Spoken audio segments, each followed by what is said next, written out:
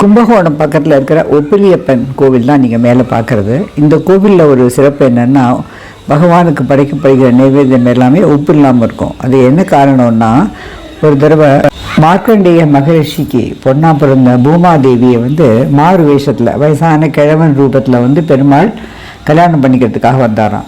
அப்போ மார்க்கண்டேய மகரிஷி சொன்னால், என் பொண்ணு ரொம்ப சின்னவ, அவளுக்கு சமையலில் உப்பெல்லாம் எவ்வளோ போடணும் அதெல்லாம் கூட தெரியாது அப்படின்னோடனே, அவள் என்ன சமைச்சு கொடுத்தாலும் நான் சாப்பிட்றேன் அப்படின்னு சொன்னாராம். அவள் உப்பே போடாமல் பயந்து நிறையா போட்டுருவோமோன்னு சொல்லிட்டு உப்பே போடாமல் சமைச்சு கொடுத்தாராம். அதை பெருமாள் சாப்பிட்டுட்டு ரொம்ப நல்லா இருக்குது அப்படின்னு சொன்னாராம்.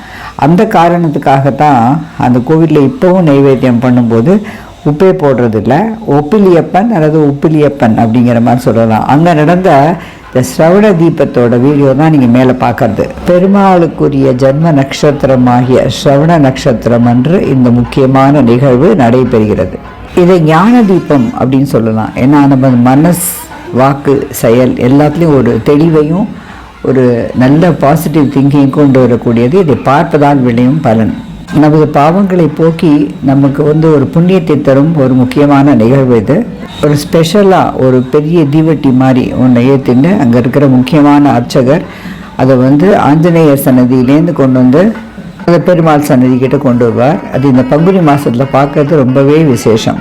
இந்த தினத்தன்று பக்தர்கள் முழுசாக பட்டினி உபவாசம் இருந்து இந்த ஸ்பெஷல் தர்ஷனை பார்ப்பார்கள். இதை நமக்கும் வீடியோவாக அனுப்பி கொடுத்த அன்பருக்கு எனது மனமார்ந்த நன்றிகள். நீங்களும் அதை பார்த்து கோவிந்தா கோவிந்தா என்று சொல்லி பலனை, புண்ணியத்தை பெறும்படியாக வேண்டுகிறேன். கோவிந்தா.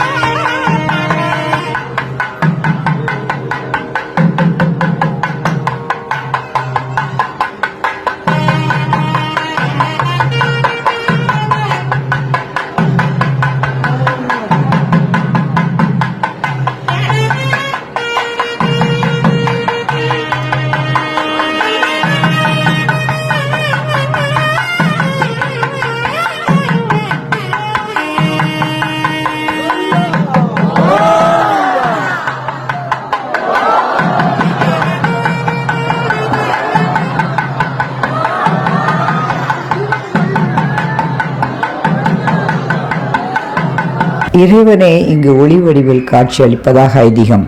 நேரில் பார்க்க முடியாத நமக்காக இதை அனுப்பிய அன்பருக்கு மிகவும் நன்றி. கோவிந்தாய நமகா.